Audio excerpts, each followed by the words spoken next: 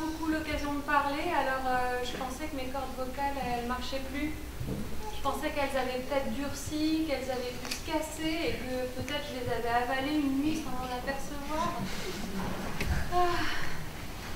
Mais je suis rassurée. Et puis on sait aussi que vos oreilles, elles fonctionnent bien, hein, puisque vous m'entendez.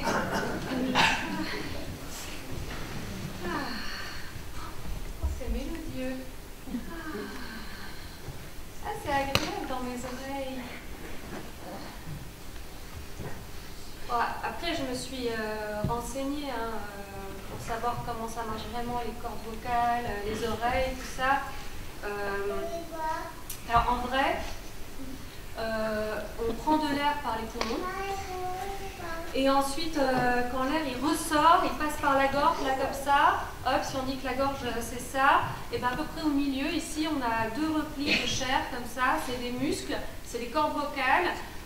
Ils sont complètement relâchés quand on inspire, hein, c'est pour ça que ça ne fait pas de bruit, vous pouvez faire un essai. Pas de bruit. Et par contre, quand on veut parler, pof, il se resserre. Et là, l'air qui est en train d'essayer de passer, il n'arrive pas à passer. Et il cogne dessus et ça les fait rentrer en vibration. Et c'est ça qui fait du bruit. En fait, c'est comme ça qu'on fait le son de notre voix. Et ensuite, avec l'air, et ben, ça continue son chemin. Comme ça, hop, et en fait ça se cogne partout où il y a des obstacles, les os, les dents, le palais, la langue, tout ça. Et c'est ça qui fait que ça prend de plus en plus de volume. Et puis après ça sort par la bouche et ça va partir dans l'air comme ça. Je vous le fais en ralenti, hein, vibration comme ça, hop, jusqu'à rencontrer une oreille. Et rencontrer les tout petits signes microscopiques qui sont au fond de l'oreille et qui vont bouger avec l'air et qui vont transmettre l'information au cerveau. En plus de volume, et puis après ça sort par la bouche et ça va partir dans l'air comme ça. Je vous le fais en ralenti, hein, vibration comme ça, hop, jusqu'à rencontrer une oreille et rencontrer les tout petits signes microscopiques qui sont au fond de l'oreille et qui vont bouger avec l'air et qui vont transmettre l'information au cerveau.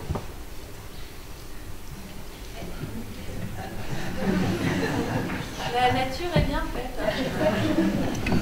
Tout n'est que ordre, beauté et plaisir.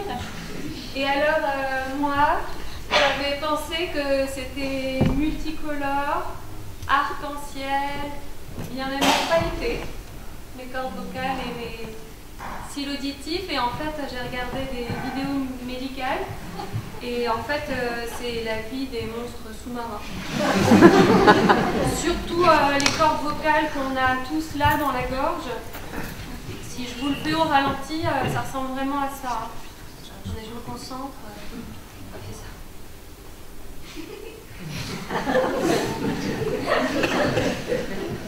Et c'est exactement ce qui se passe dans votre gorge quand vous riez, par exemple. Et les cils auditifs, en fait, c'est comme des algues remuées par le ressac de la mer. Non, c'est vrai que c'est quand même impressionnant. Et en fait, pour moi, je me suis rendu compte que j'ai les cils auditifs très sensibles. Et ça, c'est pas très pratique quand on fait la poussière comme moi. Parce que par exemple, si on me dit bonjour, comment allez-vous? Alors mes cils auditifs, ils se transforment en petits chats angora prêts à ronronner, se frotter sur les chevilles de la personne qui vient de me parler. Et ça se fait pas. Donc je dois les empêcher. Et si on me dit beau travail, alors ils sautillent au fond de mon oreille, ça va, ça se voit moins. Et là où ça commence à devenir délicat, c'est quand on me dit passez-moi le sel. Alors là, il passe le sel, mais sans même un regard à la personne qui a oublié de dire s'il vous plaît. Et si on me dit mais qu'est-ce que c'est que ce travail? Là, ils essayent de se cacher, de se mettre tout à plat dans le fond de mon oreille, mais je les empêche, hein, parce que s'ils se mettent tout à plat dans le fond de mon oreille, alors je deviens sourde à vie. Ils ne se relèvent plus jamais. Et moi, je préfère, même si c'est désagréable, je préfère quand même entendre ça que d'être sourde. Et ensuite, si c'est encore plus fort, bah là, directement, vous êtes prêts parce que ça fait peur. Directement, il se transforme en petit soldat prêt à tirer. Parce que vous vous doutez bien que quand on est comme moi en train de faire la poussière, on voit l'humanité dans toute sa vérité. Hein. Les bonjour, s'il vous plaît, merci, ça n'a pas été inventé pour nous. Moi, si j'avais tout inventé, eh bien j'aurais décidé de mettre de la musique dès qu'on ouvre la bouche. Pas la musique du cinéma, hein, pas celle qui fait qu'on a encore plus peur. Hein. Non, non, une musique déjà qui pose l'ambiance. Comme ça, on sait si la personne qui parle, elle est en colère ou elle est joyeuse. On peut se préparer. Et ensuite, celui qui parle, il est obligé de suivre le rythme. Il ne peut pas s'emballer. Parce que souvent, quand on discute, eh ben, en fait, parfois, on est un peu comme si on oubliait de s'écouter. C'est-à-dire qu'il y en a un qui parle, puis l'autre il répond, et puis le premier il veut encore expliquer mieux sa pensée, puis l'autre commence à lui couper la parole, et puis en fait à la fin, eh ben, tout le monde parle en même temps, et en fait on croit qu'on discute, en fait il y a chacun qui crie de son côté. C'est comme pour moi, quand on me dit mais qu'est-ce que c'est que ce travail? Non mais qu'est-ce qu'elle croit la personne, que j'ai fait exprès de mal travailler? Ça va me faire plaisir de recommencer? Alors moi je veux m'expliquer. Je commence à m'expliquer, on me coupe la parole. On m'écoute pas. C'est pour ça que moi j'ai arrêté de parler. Hein.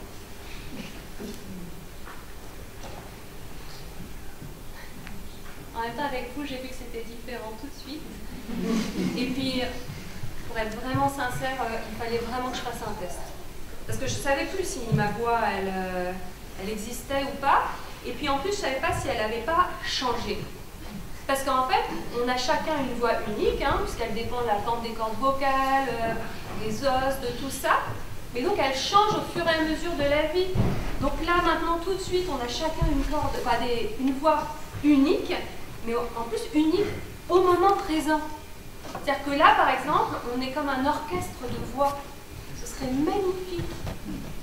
Bon, après, parmi nous, il y en a certainement qui doivent avoir des os qui résonnent plus que d'autres, des bouches plus grandes que les autres. Et c'est vrai que moi, parfois, ces personnes-là, avec mes styles auditifs sensibles, parfois c'est un peu difficile. Et c'est vrai que si, par exemple, je pense à aux gens qui font un peu des « ma chère !» et ben, ça me casse les oreilles.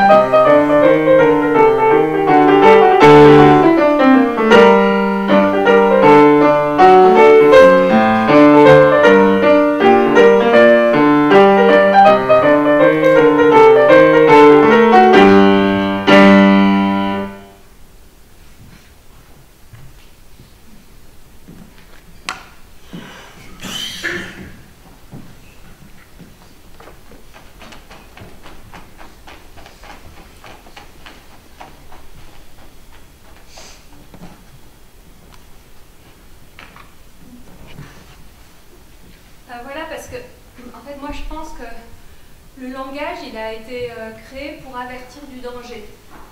Donc, plus il y a de danger, plus il faut parler fort. Mais ces gens-là, ils parlent très fort et il n'y a pas de danger. Il parle très fort, on y va en courant, et rien. On panique, et rien. Alors, une fois, d'accord, c'est possible, hein, tout le monde peut se tromper. On peut croire que c'est important, parler très fort et faire venir, et puis rien. Mais toujours non. Donc, moi, je me suis posé des questions. J'ai commencé à réfléchir. Et en fait, je me suis dit que peut-être que ces gens, ils parlent très fort parce que comme ça, on croit qu'ils sont importants. Parce que peut-être que si on parle très fort, alors les gens nous écoutent. Et donc si les gens nous écoutent, c'est qu'on est important. Et que donc ce qu'on dit est important. Après, je ne sais pas si le plus important, c'est que ce qu'on dit est important ou qu'on soit important. Donc, à un moment donné, voilà, je l'écoute. Et moi, par exemple, là, je vous dis des trucs très importants et je ne fais pas beaucoup de bruit. Donc on peut vraiment se poser la question de savoir si on fait du bruit parce qu'on est important, ou si on fait du bruit parce qu'on se pense important, ou si on s'autorise à faire du bruit parce qu'on se pense important et qu'en fait c'est nous qui décidons. Peut-être, hein, peut-être. Mais quand même, ces gens, ils parlent comme s'ils étaient à l'opéra. Ils n'ont pas remarqué qu'il n'y avait pas la musique? Je veux dire, l'opéra d'accord, quoi. L'opéra d'accord, il y a l'orchestre, là. Donc, il faut parler très fort, ça, on est bien d'accord, hein. Ça a été inventé avant l'électricité, avant les micros. Donc là, moi, je dis, ok, prenez un maximum d'air, faites résonner tous vos os, ouvrez grand la bouche, d'accord. Mais quand il n'y a pas la musique, non. Non, pas... Bon. Moi, j'aurais dû vivre dans un opéra, rapport à mes cils auditifs sensibles. Déjà parce qu'il y a de la musique qui annonce l'ambiance, comme je vous disais tout à l'heure, c'est-à-dire qu'on sait à peu près ce qui va se passer si la personne elle est en colère ou si elle est triste et tout, donc on peut se préparer psychologiquement à encaisser ce qui va arriver. Ensuite, à l'opéra, il y a des rôles. Et les filles qui ont une voix aiguë comme moi, en général, c'est les héroïnes. Et donc, j'aurais pas fait la poussière si j'avais été dans un opéra. Et en plus, à l'opéra, et ça, c'est quand même pas rien, même si ce qu'on dit n'a aucun intérêt, c'est beau.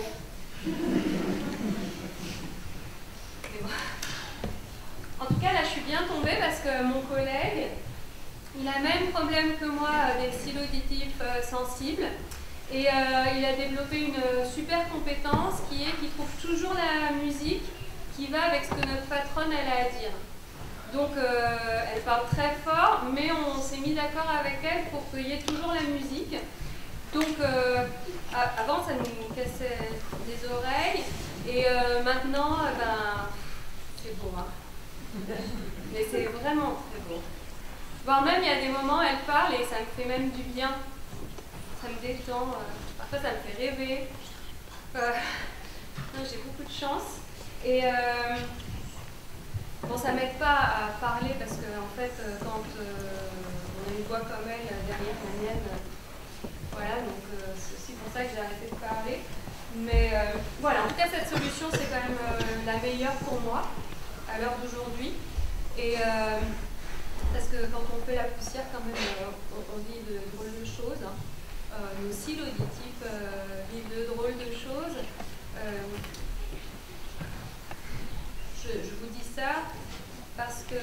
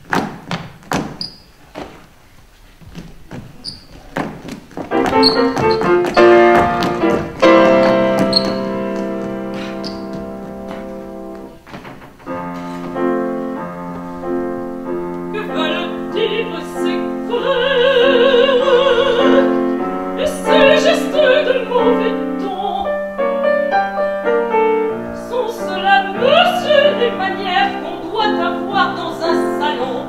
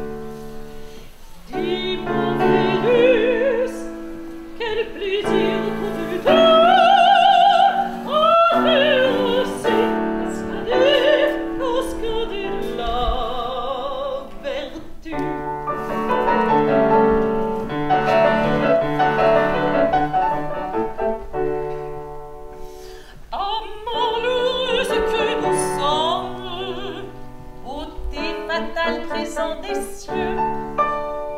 Il faut lutter contre les hommes, il faut lutter contre les dieux. Me voyez tous moi je lutte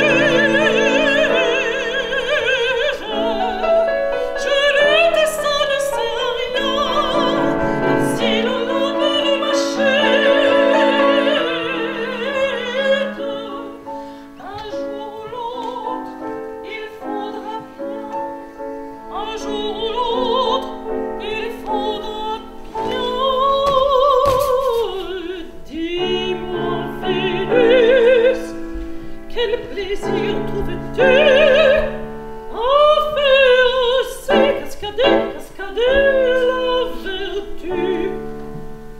Dis-moi, Vénus, quel plaisir trouves-tu à faire ainsi cascader, cascader la vertu?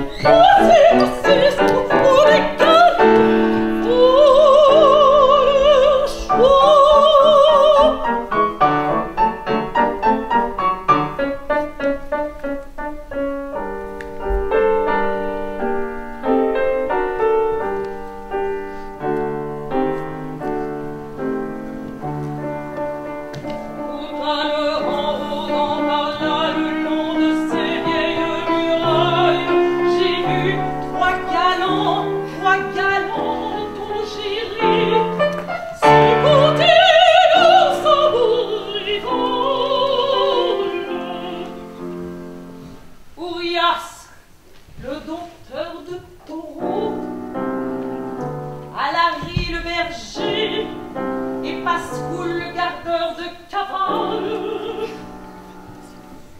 Oh, le robot, s'il faut un jour des fois, c'est eux qu'ils ont choisi et qu'ils aiment, c'est toi.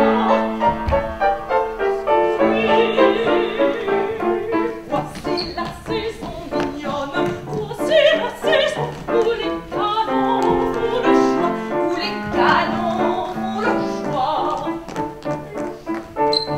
L'amour des papillons de par les pieds et par les bras, l'amour des papillons de par les pieds et par les bras.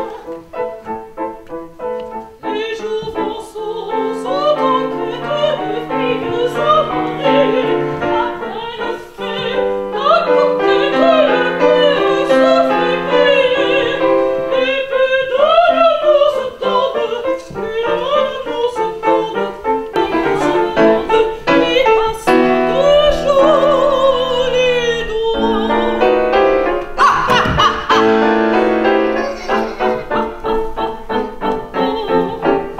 Voici la saison mignonne, voici la saison, voici la saison où les canons font le choix.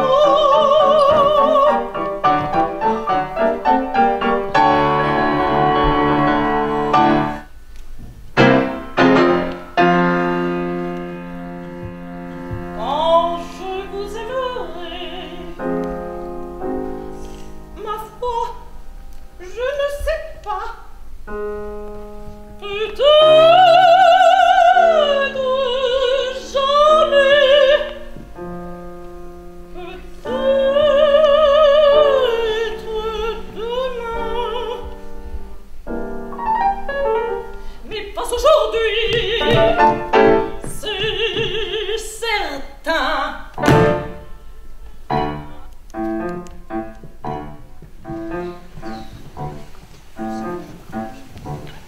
L'amour est un oiseau rebelle que nul ne peut apprivoiser, et c'est bien en vaut la peine s'il lui convient de refuser. Rien n'est faible d'un sourire, attendre bien chose se tait, et c'est l'autre que je préfère. Il n'a rien dit, mais il me plaît.